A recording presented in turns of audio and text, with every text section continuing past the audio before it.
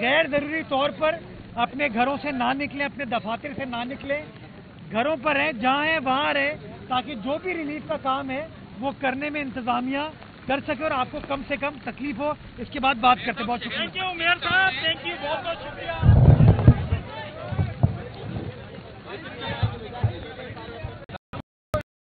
اسی جگہ سے گزرے. اب میں گزارش آپ کو یہ کرنا چاہتا ہوں کہ اسی نرسری کے مقام پر 2 نالے گزرتے ہیں ہمارے. اس کے بعد ٹیپو سلطان کا جو فلائی اوور ہے جو میری والدہ کے نام سے منسوب ہے، اس کے نیچے سے زہری نالا گزرتا ہے. ان 2 جگہوں کی ویڈیوز سوشل میڈیا پہ اور ٹیلی ویژن چینلز پر چلی کہ یہاں پر ٹریفک جیم ہے اور یہاں پر پانی کھڑا ہوا ہے.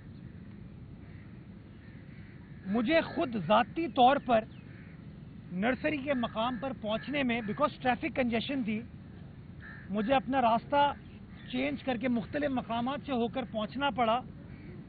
تو میں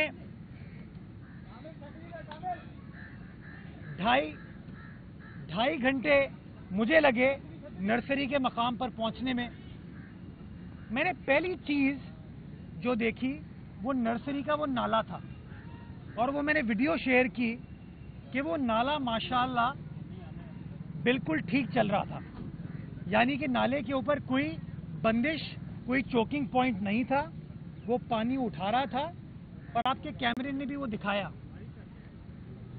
لیکن شارع فیصل پر پانی موجود تھا جو کہ پی سی ایچ ایس کی فرنیچر مارکیٹ کی سائٹ سے آتا ہے. اس پانی کو کلیئر کرنے کے لیے ہمیں اپنی مشینری کو پہنچانا پڑا، جو کہ ہم نہیں پہنچا پا رہے تھے ٹریفک کنجیشن کی وجہ سے. نالے کی کوئی خرابی اس کے اندر نہیں تھی. اب یہ دیکھیں، یہ بارش نہ میں نے کرائی ہے، بارش سٹارٹ ہو گئی ہے. اس کو ایسا کرتے ہیں، پھر یا تو اندر بات کر لیتے، کیسے کریں گے اس کو؟ اب میں تو بھیگنے کو تیار ہوں. میں بھیگنے کو تیار ہوں. جی جی، بابا کوئی ایشو نہیں ہے، میں بھیگنے کو تیار ہوں. آپ رات سے جو ہے وہ پانی میں بھیگ رہے، کنٹینیو کریں، کوئی ایشو نہیں ہے. اچھا، تو ہمیں جو ایشو آیا وہ ایشو آیا اس مشینری کو وہاں پہنچانے میں، اور جو مشینری پہنچتی گئی ہم جگہوں کو کلیئر کرتے گئے. وہی شارع فیصل کا نرسری کا مقام ہو یا ٹیپو سلطان کا مقام ہو،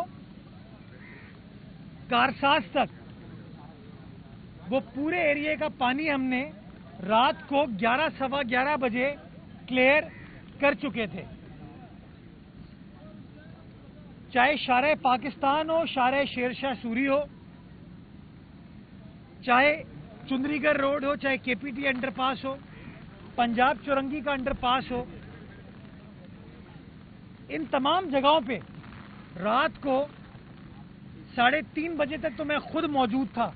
ڈپٹی میئر صاحب نکلے ہوئے تھے، کرم اللہ بکاسی صاحب، دل محمد صاحب نکلے ہوئے تھے، ایم ڈی واٹر بورڈ ہو، ایم سی کے ایم سی ہو، وہ نکلے ہوئے تھے.